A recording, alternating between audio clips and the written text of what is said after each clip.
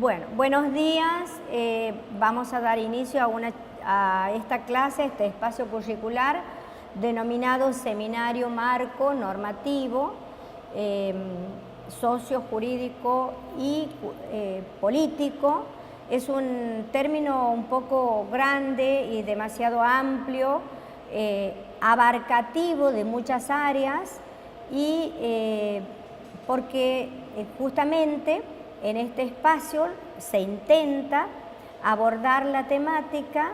de cómo el contexto sociopolítico-cultural de nuestro país,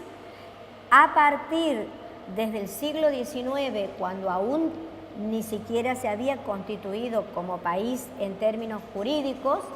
y en términos de nación, tampoco, cómo esta situación difícil por la que le tocó atravesar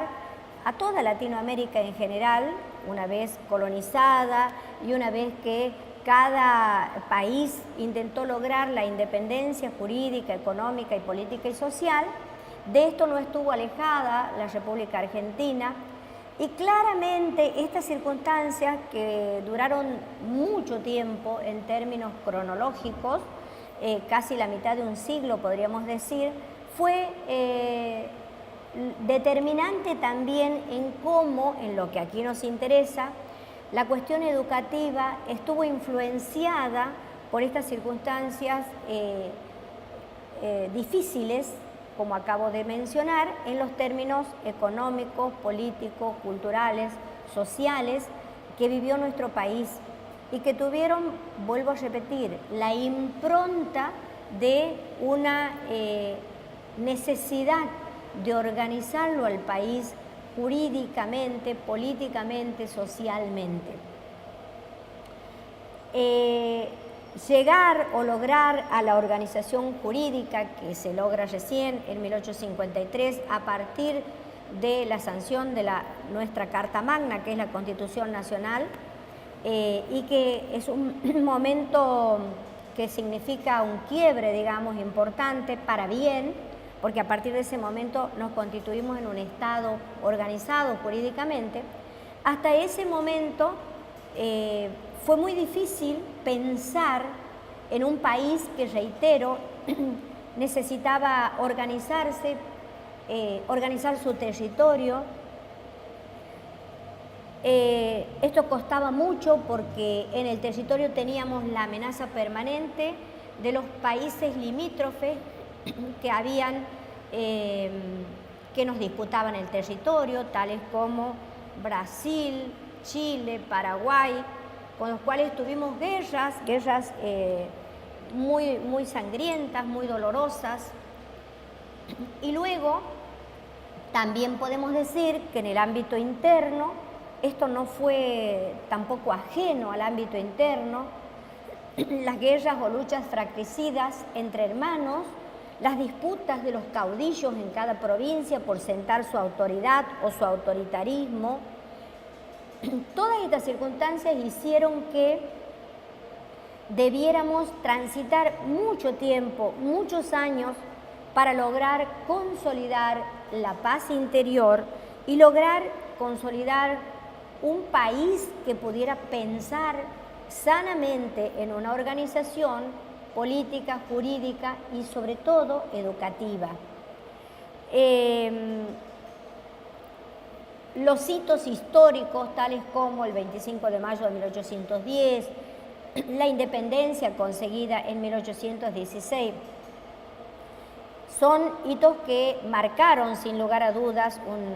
una etapa importante en nuestro país, pero que no significaron, en lo que a nosotros nos respecta, aspectos o digamos, mojones importantes para que la educación pudiera resurgir como un proyecto de Estado. Tan es así que si nosotros miramos las figuras de aquellas épocas,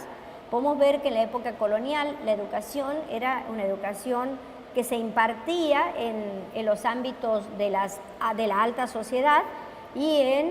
de manera privada.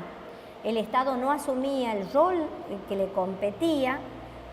esos hijos de las familias acomodadas, coloniales, se iban a Europa y volvían con los títulos de abogado, generalmente, caso de Manuel Belgrano, por ejemplo, de Mariano Moreno, que fueron formados en Europa y que volvieron también con una mirada europeizante para nuestro país. Todas estas circunstancias, vuelvo a reiterar, son reflejo de la necesidad que va a ir a verla recién, o se va a ir a ver patentizada recién en una ley de educación, la 1420, en el año 1800 recién. Y recordemos que nosotros tenemos el primer grito de libertad en 1810, 1816 la independencia. Sin embargo, vuelvo a reiterar, todas estas circunstancias fueron bastante, digamos, un periodo bastante negativo en términos educativos, y necesariamente cuando nosotros tenemos que estudiar la historia de la educación, tenemos que arrancar de este periodo o de esta época para entender por qué a posteriori nos costó tanto arrancar, diseñar, organizar el aspecto educativo en nuestro país. Bien, un poco presentada de esta manera el seminario marco, y justamente la palabra marco alude al marco sociopolítico-cultural que, digamos,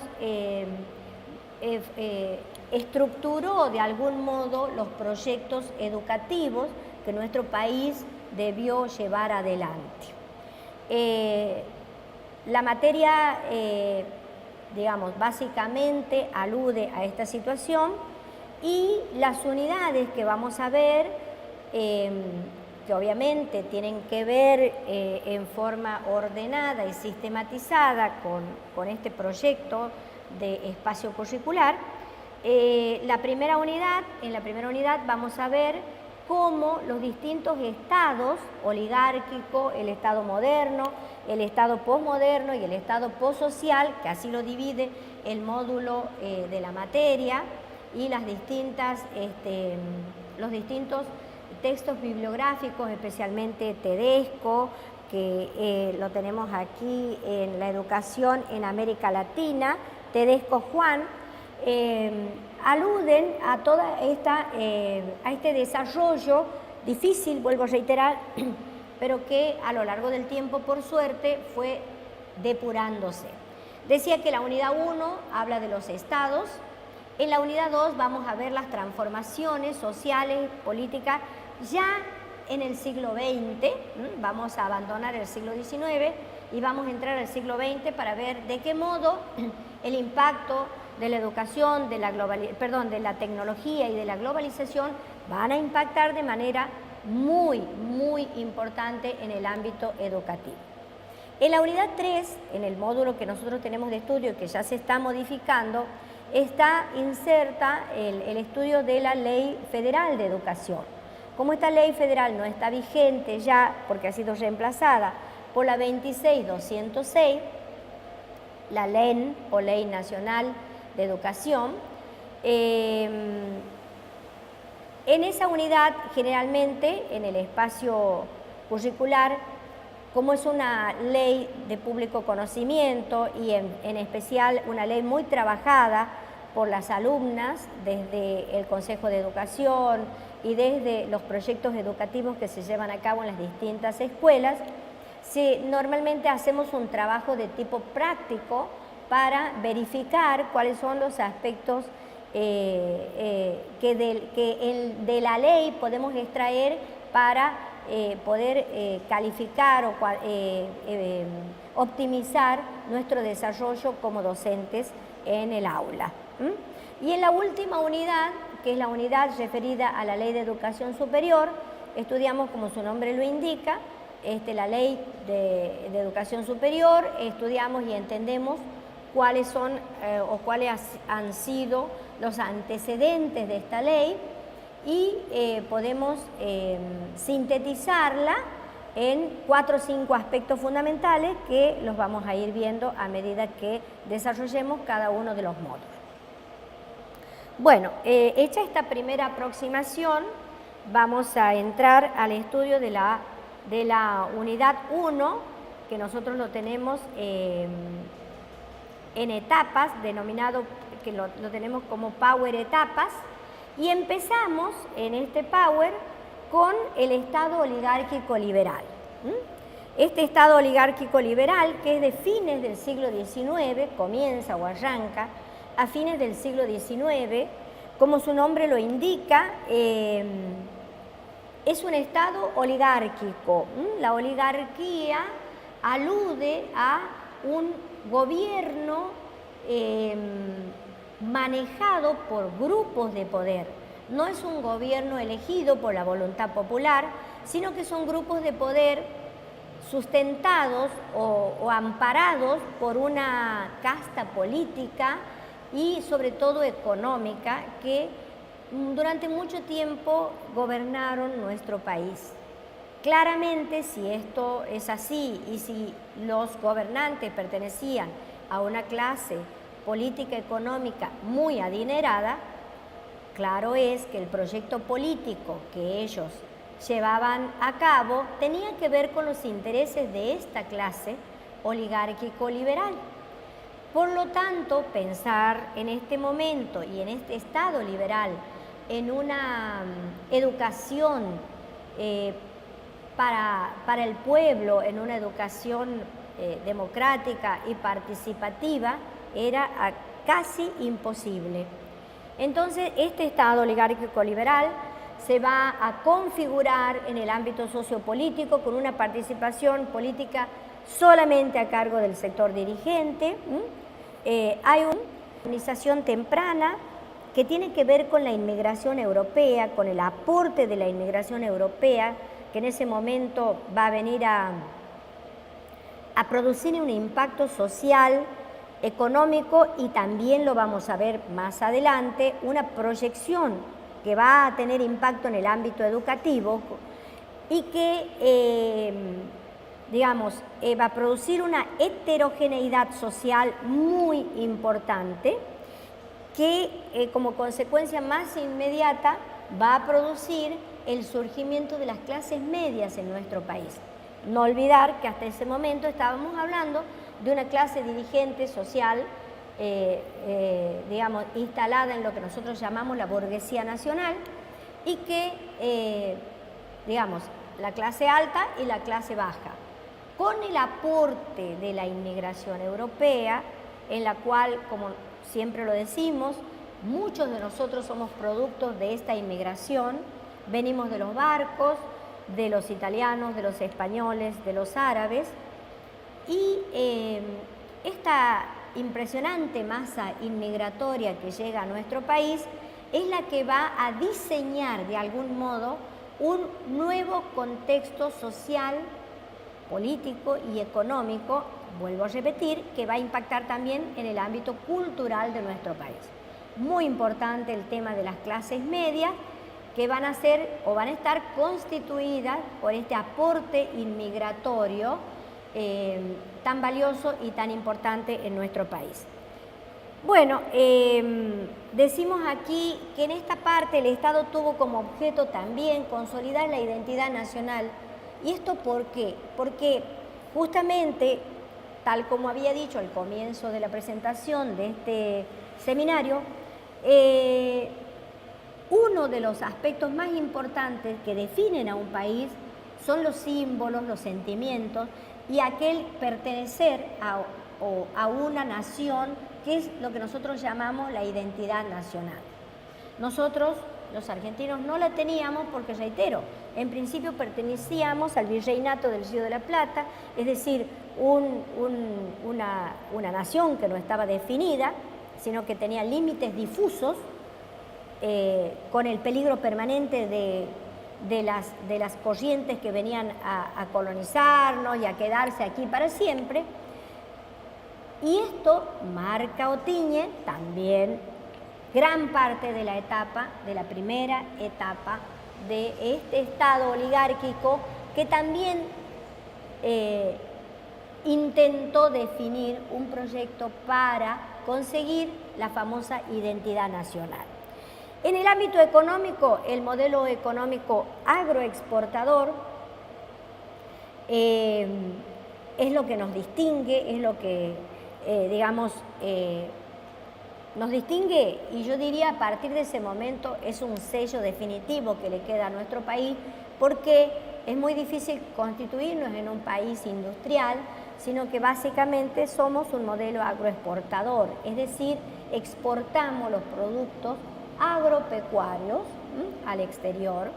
No se olviden que en un primer momento se exportó mucho la carne vacuna, producto de lo que en ese momento se denominaban los saladeros, ya que no existían los frigoríficos. Entonces se salaba la carne en grandes cantidades y se las cargaba en los barcos para venderlas a países como Inglaterra básicamente y España, que eran nuestros mejores compradores de la carne en esa época. Por eso en este cuadrito, primer power, decimos que nuestro país es un país agroexportador.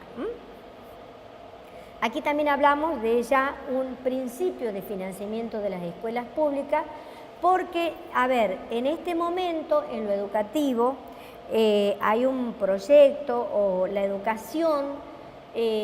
va a ser considerada por este grupo oligárquico liberal como un mecanismo para integrar estas masas de población tan dispersas, que recordemos estaban integradas por gran parte de población europea. Entonces aquí la educación va a tender o va a intentar integrar todo este contexto de desorden político, económico y también básicamente en el ámbito de lo social. Sin embargo, decimos aquí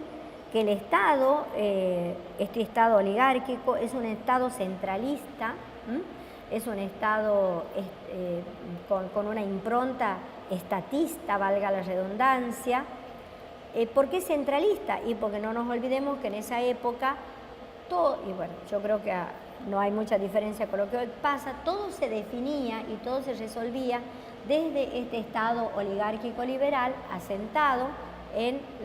la provincia de Buenos Aires, que era la provincia que gobernaba al resto de las provincias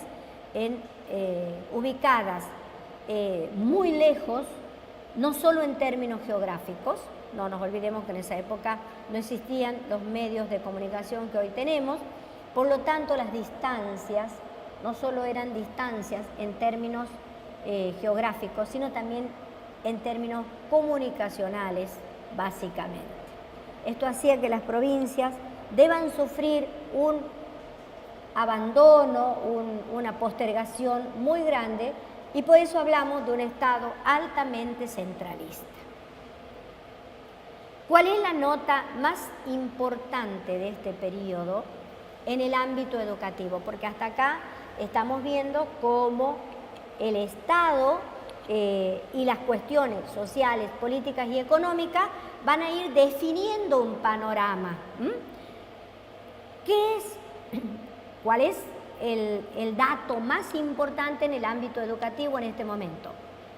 La presencia y la sanción de una ley que va a venir a hacer historia por todas estas situaciones que acabamos de ver y que va a venir de la mano de una persona absolutamente preclara y visionaria en ese momento, que es don Domingo Faustino Sarmiento. ¿Qué hace Domingo Faustino Sarmiento en el año 1860 más o menos? Va a pedir un censo advirtiendo justamente el estado de postergación que tenía la educación en nuestro país. Va a elaborar un censo para, digamos, chequear cuál era el estado de la educación en nuestro país. Este censo le arroja una cifra espantosa: 80% de la de la población de nuestro país era una población analfabeta. Por lo tanto,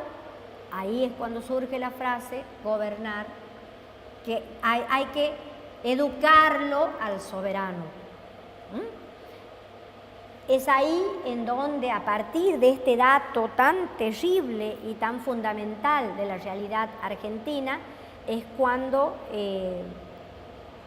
se diseña el proyecto de ley 1420, que va a ser la ley madre, digamos, de todas las leyes en el ámbito educativo, novedad importantísima. En la segunda parte de este módulo, de este primer módulo, vamos a ir a una segunda etapa que se denomina el Estado benefactor. Este Estado benefactor arranca en el año ya 1916 y va a terminar en el año 1970. Como ven, es muy amplio, así lo ha diseñado, así están diseñados en el módulo de estudio, y tiene, la razón de que, ¿por qué comienza en el año 1916? Porque en la etapa anterior del Estado oligárquico liberal, en el que habíamos dicho que los gobiernos se sucedían entre grupos de poder perfectamente definidos, que en general pertenecían a la oligarquía vacuna y liberal de la época, y que por razones de intereses comunes y de intereses compartidos se elegían entre ellos, por ejemplo, Roca fue presidente y le sucedió Juárez Celman, que fue su concuñado. Rosas gobernó el país durante casi 20 años, porque, bueno, aquí faltaba un elemento sustancial, que era la voluntad del pueblo para definir quién o quiénes debían gobernarlo. Vuelvo a reiterar, los gobiernos se sucedían entre personas integrantes de un mismo sector político. ¿Por qué este segundo Estado arranca en 1916? Porque en 1916 en nuestro país hay un hito importantísimo para la democracia, que es la primera elección, gracias a la ley Sáenz-Peña, que se había sancionado anteriormente y que disponía que los presidentes, debían ser elegidos por el voto popular.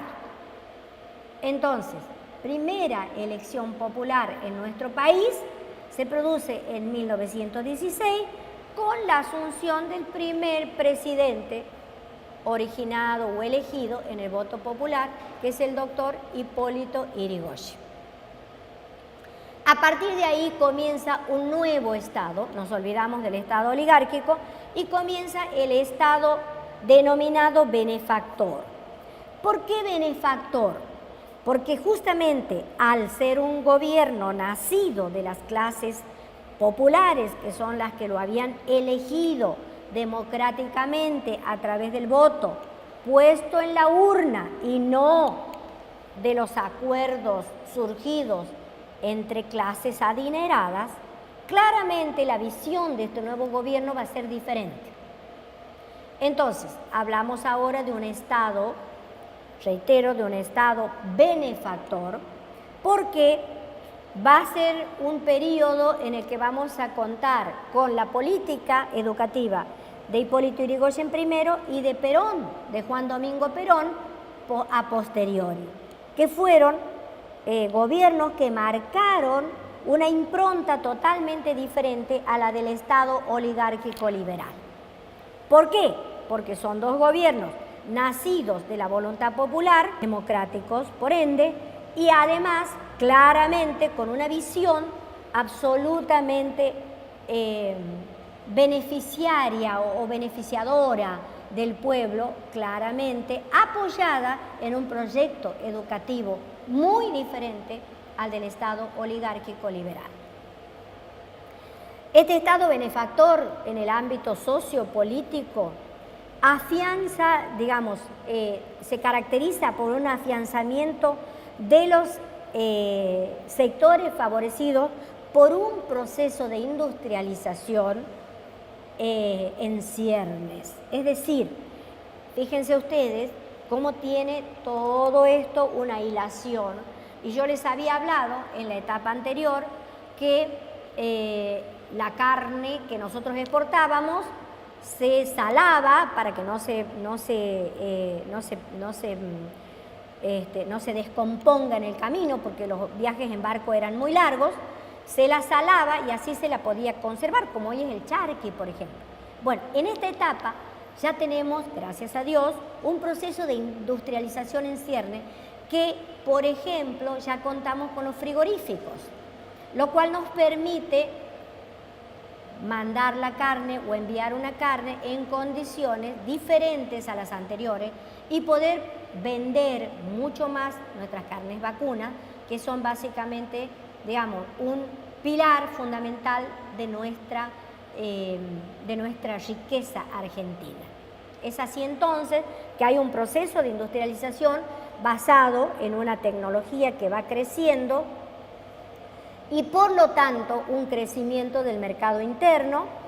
la incorporación al país de sectores marginados, otorgándoseles mayor participación social. ¿Qué significa esto? Vuelvo a reiterar, un gobierno con un proyecto de carácter popular que va a definir una clara intencionalidad de beneficiar a la masa popular. Entonces, esto redunda en lo económico, vuelvo a reiterar, un proceso de industrialización que va a tratar de beneficiar con la creación de industrias, de planes de viviendas, de proyectos de toda índole en el ámbito económico que trataban de que el Estado, con un rol protagónico, pudiera beneficiar a las clases más necesitadas. Vamos a ver, por ejemplo, en el ámbito educativo, cómo se crea una universidad obrera y cómo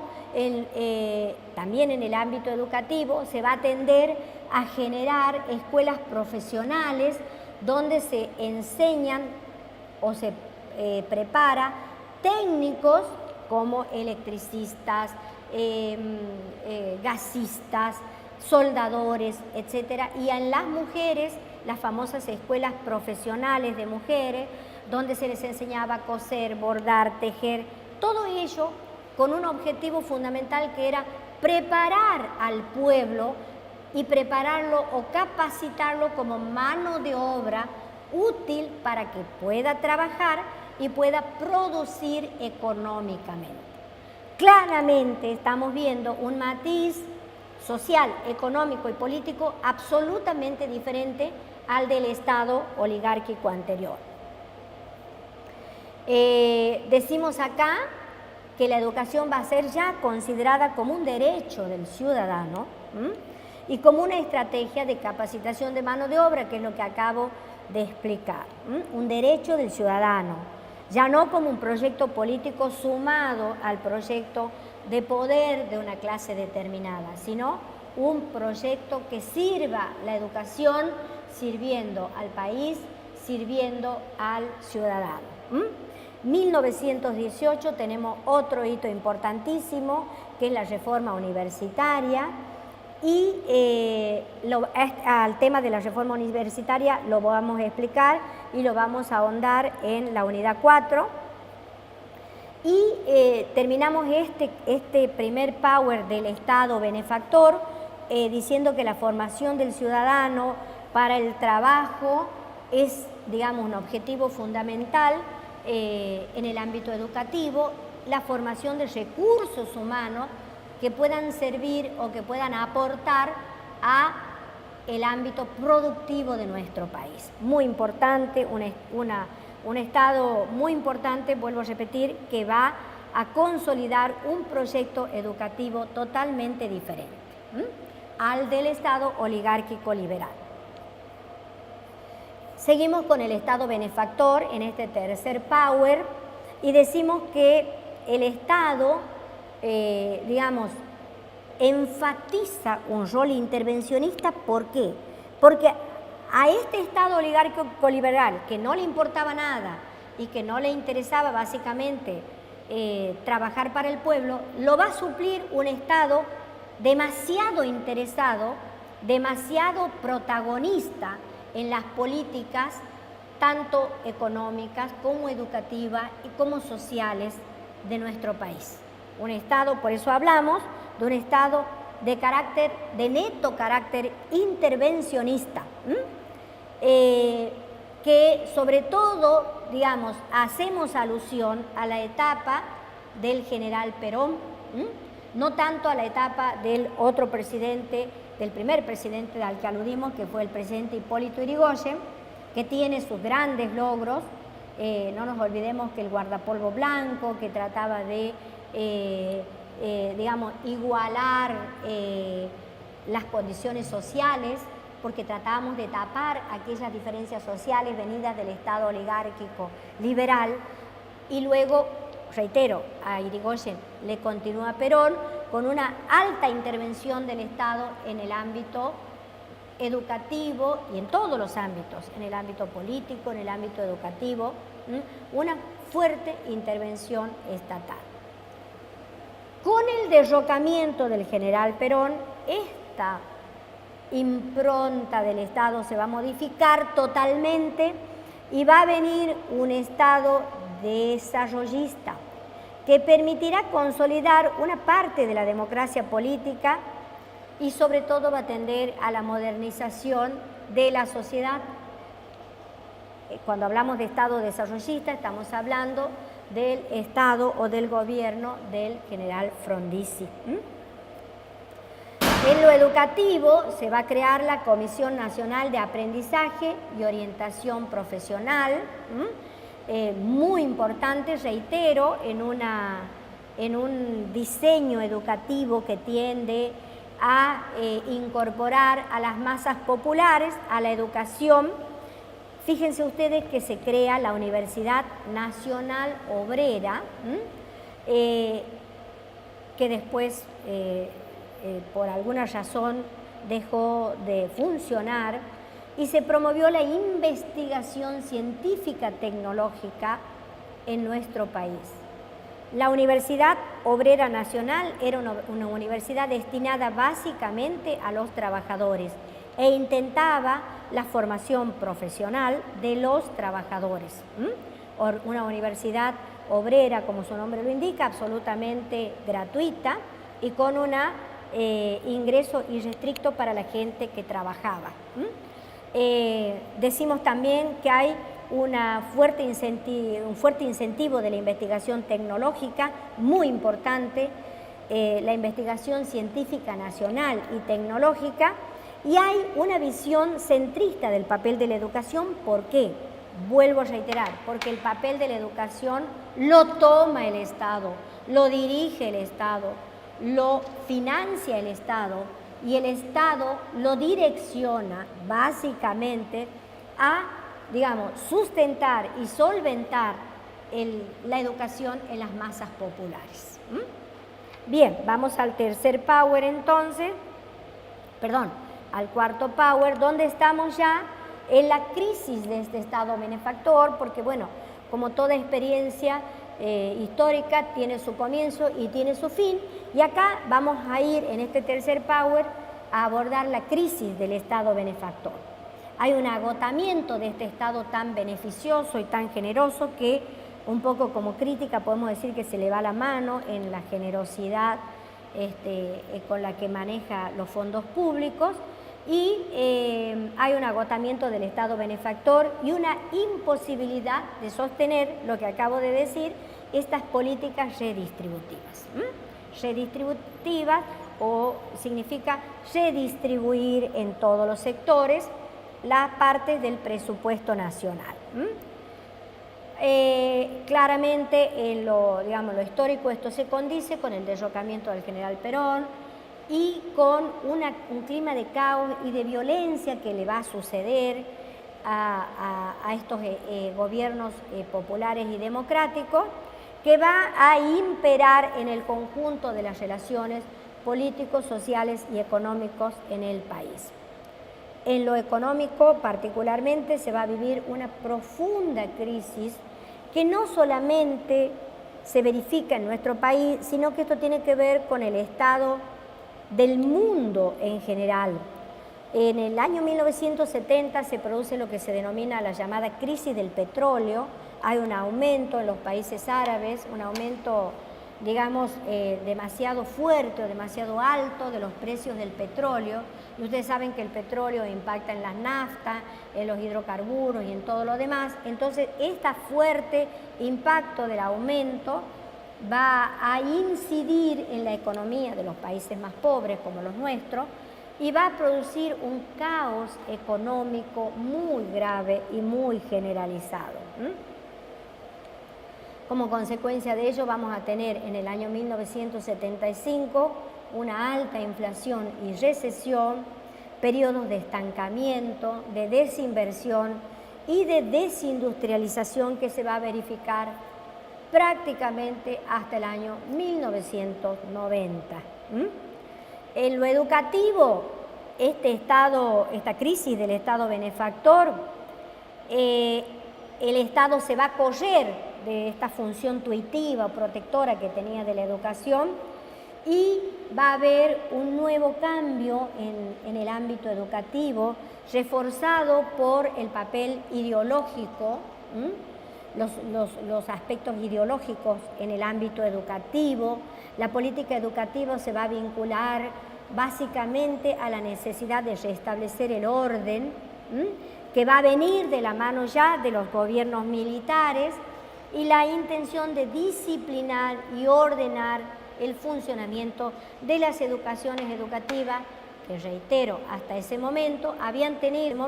un espacio tan importante y tan amplio dentro del proyecto educativo nacional de los estados o de los gobiernos benefactores, porque venían y tenían su raigambre en una elección popular. Bien, vamos entonces al Power número 5, que también es prácticamente el último que alude a la crisis del Estado benefactor. Estamos ya en los años 1973 y 1974, donde en el ámbito, digamos, militar, en el ámbito del gobierno estamos ya con gobiernos militares y hay una consideración de la educación destinada a redistribuir los bienes económicos y las oportunidades sociales como instrumento de concientización de proyecto nacional. Acá estamos hablando ya del famoso proyecto nacional del que hablaban los gobiernos militares y se va a recuperar, pero ya en manos de un gobierno militar, la centralidad como proyecto educativo. Viene, reitero, el proceso de reorganización nacional con una modalidad disciplinar, orden instrumental y represivo. Hay mucha represión en la sociedad, se reprimen las ideas, se reprimen las conductas, hay un vaciamiento de la escuela de contenidos sustantivos para reemplazarlo por formas que tendían a socializar el orden. Todo lo que es orden disciplinar tiene que ver con los gobiernos educativos y la función política de la educación dirigida a, vuelvo a reiterar, a instalar el orden de los militares. Vamos entonces al último cuadrito, al cuadrito número 6, en la que estamos hablando de la reforma educativa ya de los años 50 y, de los años 90, y donde hablamos de un alto nivel de ineficiencia, burocratización, o se cuestiona la capacidad de gobernar y el Estado pierde poder y se abandona también este marco tan importante de centralidad en la educación. En lo económico